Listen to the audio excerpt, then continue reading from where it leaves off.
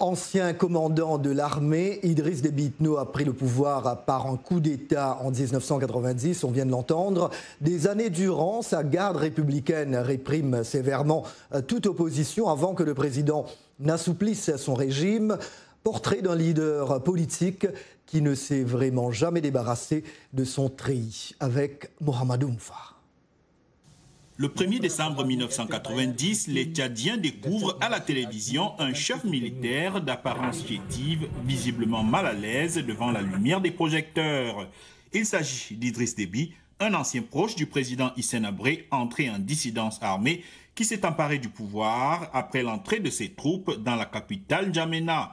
Il troque son treillis pour un costume politique et devient le 4 décembre président du Conseil d'État. En 1996, après une transition démocratique, Déby est élu président lors du premier scrutin pluraliste et accueille une partie de ses adversaires au gouvernement. En 2003, le Tchad devient pays producteur de pétrole, inaugurant son premier complexe pétrolier dans le bassin de Doba, au sud du pays.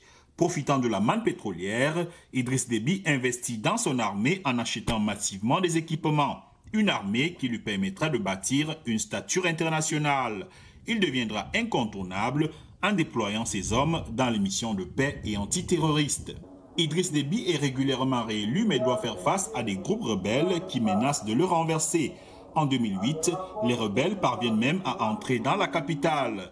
Ils sont repoussés de justesse grâce à l'intervention de la France. Pour sa bravoure, l'ancien président, qui se rend souvent lui-même au front, est élevé au titre de maréchal du Tchad le 11 août 2020 lors du 60e anniversaire de l'indépendance. Une offensive rebelle éclate ce mois d'avril 2021 alors que le président maréchal brigue un 6e mandat. Déby descend une nouvelle fois au front, il y sera blessé et évacué dans la capitale où il succombera à ses blessures au lendemain de l'annonce de sa victoire avec 79% des voix.